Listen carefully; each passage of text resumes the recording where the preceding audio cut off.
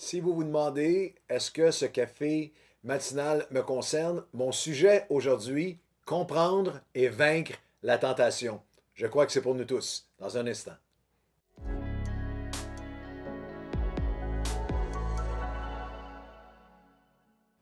Bonjour et bienvenue à votre café matinal. Quelle joie d'être avec vous aujourd'hui en synergie, en convergence avec notre série d'automne transformée. Alors, si vous avez manqué certains des messages, je vous fais un petit survol très rapide dans notre premier message transformé qui est là, qui est en ligne. Nous avons regardé à nos objectifs. Pourquoi c'est important d'avoir des objectifs de transformation? Parce que Dieu a une vision et un objectif de transformation pour vous cet automne. Nous avons eu un deuxième message du transformer du rejet à la réjouissance. Un troisième message transformé avec les mains levées dans la vallée des combats. Également, un message de pasteur Marc Lecomte qui s'est joint à la série aussi avec transformer de la peur à la paix. Et je vous invite aujourd'hui à vous préparer pour dimanche prochain. Parce que dimanche prochain, je vais apporter un message transformer, guérir de la colère. Nous sommes dans une époque où la colère est omniprésente autour de nous. Alors dimanche prochain à Nouvelle Vie, ainsi que les cafés matinaux qui vont suivre la semaine après, on va continuer ensemble pour votre transformation, pour la guérison de la colère. Parce que quelle que soit la sphère de nos vies, nous allons être transformés par le renouvellement de nos pensées. Notre verset de départ est Romains chapitre 12 et le verset 2. Ne soyez pas conformes ou conformés au siècle présent, mais soyez plutôt transformés par le renouvellement de vos pensées afin de pouvoir discerner, de comprendre et de discerner la volonté de Dieu, ce qui est bon, ce qui est agréable, ce qui est parfait. Comment traverser et vivre des transformations à travers cette pandémie par le renouvellement des pensées. Et on est dans trois étapes ensemble, étape par étape ensemble, nous cheminons à comment être transformés par le renouvellement de nos pensées. Nous avons vu ensemble que pour être transformés dans le renouvellement de mes pensées, je nourris mon esprit avec des pensées de vérité, je dois libérer mon esprit de pensées destructives et troisième pensée, troisième dynamique, principe et pratique, je dois focaliser mon esprit afin de pouvoir comprendre et vaincre la tentation. C'est important comme fondement dans notre compréhension et ultimement notre victoire jour après jour, c'est un combat de chaque jour de notre vie sur la tentation, de comprendre que 1 Corinthiens chapitre 10, versets 13 à 14 nous dit ceci. Aucune tentation, même je vais lire un verset plus haut, à partir du verset 12. Ainsi donc, que celui qui croit être debout prenne garde de tomber. Lorsqu'il adresse la tentation, il rappelle à chacun d'entre nous que personne ne se pense plus fort que personne ne se pense au-dessus d'eux, que personne ne pense que c'est derrière lui. Pour chaque saison de nos vies, il y a à être alerte. Prenne garde, sois alerte à la tentation. Et certainement, pendant cette période de pandémie, cette pandémie a amené toute une panoplie, toute une nouvelle arsenal de tentations. Mais, prends garde, oui, mais pour chacune d'entre elles, aucune tentation qui nous est survenue n'a été humaine, elle n'est pas de source humaine, il y a un combat qui est spirituel qui prend place, mais elle n'est pas non plus au-delà de vos capacités humaines, parce que Dieu, qui est fidèle, ne permettra pas que vous soyez tentés au-delà de vos forces. Mais avec la tentation, il préparera aussi le moyen d'en sortir afin que vous puissiez la renverser, la supporter, la renverser. Et là, et verset 14, c'est pourquoi, mes bien-aimés, fuyez l'idolâtrie. Et il donne une série de moyens pour en sortir, une série de décisions de notre part. Alors, il y a dans ce texte notre combat, mais il y a aussi nos choix. Il y a nos choix. Et vous avez besoin d'être ancré comme chrétien dans cette réalité que Dieu ne permettra jamais que vous soyez tentés au-delà de vos forces, que cette dépendance, cette attitude, cette habitude, cette émotion, cette tentation d'amertume, cette tentation sexuelle, cette tentation morale, cette tentation face à une substance ou à quelqu'un ou à une situation n'est jamais, ultimement, au-delà de nos forces, mais que Dieu nous permettra un moyen pour en sortir. En Jésus-Christ, bien sûr, mais il y a des différentes compréhensions importantes et des choix et des décisions pour le renouvellement de nos pensées, pour vaincre la tentation. Jacques chapitre 1, Les versets 14 et 15 nous donnent un aperçu, nous donnent un portrait tellement précis, tellement profond, mais en même temps tellement miroir, où on se voit, où on voit, on comprend mieux le processus de tentation. Dans Jacques 1, 14 et 15, mais chacun est tenté quand il est attisé et amorcé. Attisé et amorcé, comme une amorce d'une bombe, amorcé par ses propres désirs. Les désirs vers le mal conduisent à des actions vers le mal. Les désirs méchants conduisent à des actions méchantes ou de mal ou de péché. Et les actions de mal conduisent à la mort. Alors, il y a une progression destructive. La tentation est un processus. Elle n'est jamais un moment isolé ou un événement isolé ou unique. Lorsqu'il y a une chute morale, lorsqu'il y a quelqu'un qu'on nous apprenons qui est un chrétien, qui a tombé dans l'adultère ou dans autre chose, il y a souvent une réaction de c'est arrivé d'un coup, on n'aurait jamais imaginé ça. Ce n'est jamais arrivé d'un coup.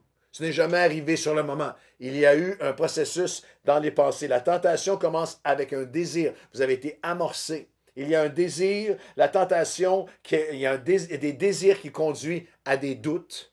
Conduit à des doutes sur notre relation avec Dieu, sur notre foi, sur nos engagements, sur nos convictions, des doutes sur les conséquences de nos actions. La tentation commence avec un désir qui conduit au doute, qui conduit à des décisions, des détachements de mes valeurs, de la présence de Dieu, de mes engagements, de mes vœux, de ma destinée, de ce que j'ai bâti, de ce que j'ai bâti en Dieu, ce à quoi je me suis engagé. La tentation commence avec un désir, c'est conduit au doute, à des décisions, des détachements, des dérives, des délais. Je vais arrêter, je vais continuer, je ne continuerai pas. Encore un peu, peut-être plus tard.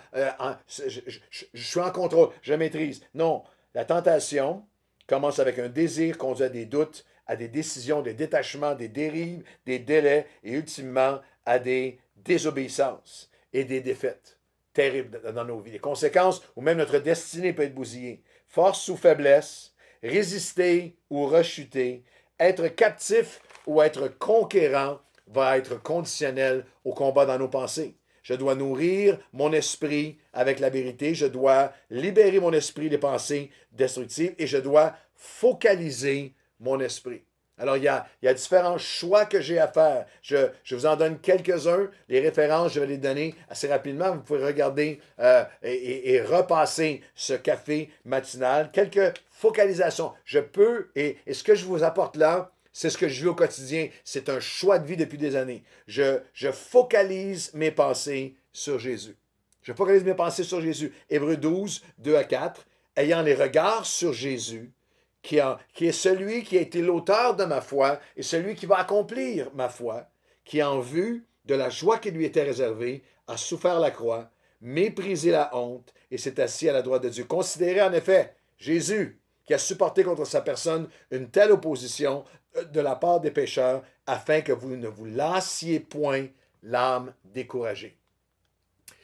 Je dois, la seule façon dont je peux arrêter, que je peux reprendre contrôle, où je peux littéralement opposer, résister, trouver le chemin pour chaque tentation, il prépara aussi le moyen d'en sortir. La première étape est dans la focalisation. Si je veux freiner, je veux renverser les désirs, les doutes, prendre les bonnes décisions, je focalise au quotidien sur Jésus. On va regarder à 4 ou 5 focalisations ensemble aujourd'hui et demain. Mais je focalise sur Jésus. Je focalise sur ce qu'il a fait pour moi.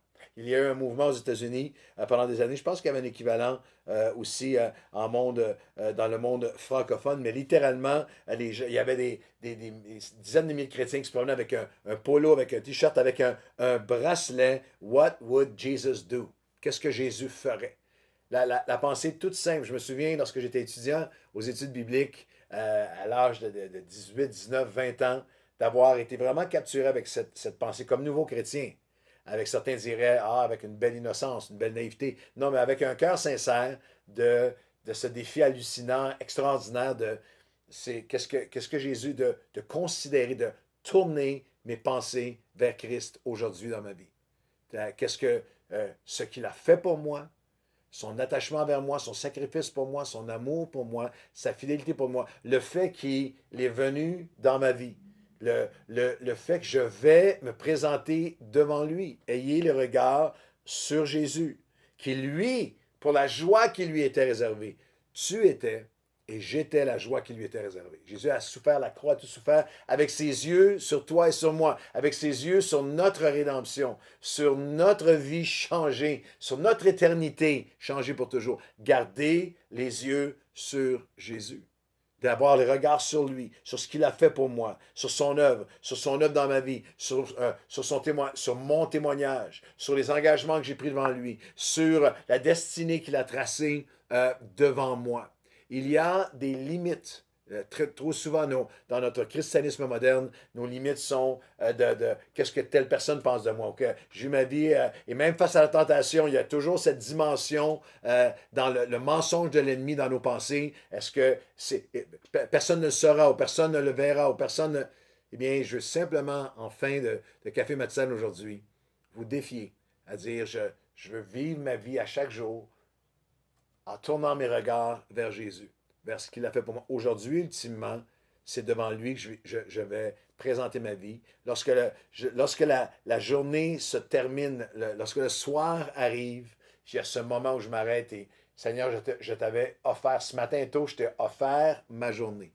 Et maintenant, aujourd'hui, je repasse ma journée, mes paroles, mes actions, mes motivations, mes interventions, mes émotions, mes pensées et actions publiques et celles qui sont secrètes de mon âme. Je reviens devant toi. Si nous voulons freiner, renverser le cycle des désirs qui amènent des doutes et des détachements et des décisions qui peuvent nous détruire, nous commençons en tournant nos pensées vers Jésus, en ayant les yeux sur lui, en considérant celui qui a supporté contre sa personne une telle opposition, afin que vous ne vous lassiez pas, l'âme découragée. Et aujourd'hui, Seigneur Jésus, c'est devant toi que nous vivons. Après que tout le reste a été dit et fait, tous ces chrétiens qui connaissent tout, nous qui connaissons tant de versets, de doctrines, de toutes sortes d'approches, qui avons fait de la relation d'aide et qui connaissons le worship et qui connaissons plein de trucs théologiques, Seigneur Dieu, ramène-nous au fait que nous vivons devant toi. Qu'en ce moment, pendant cette pandémie, nos yeux peuvent être sur les médias, nos yeux peuvent être sur les politiciens, nos yeux peuvent être sur les restrictions, sur ce qui nous manque ou ce que nous a été enlevé, ou sur nos colères et sur nos appréhensions pour l'avenir, ou nos yeux peuvent être sur toi.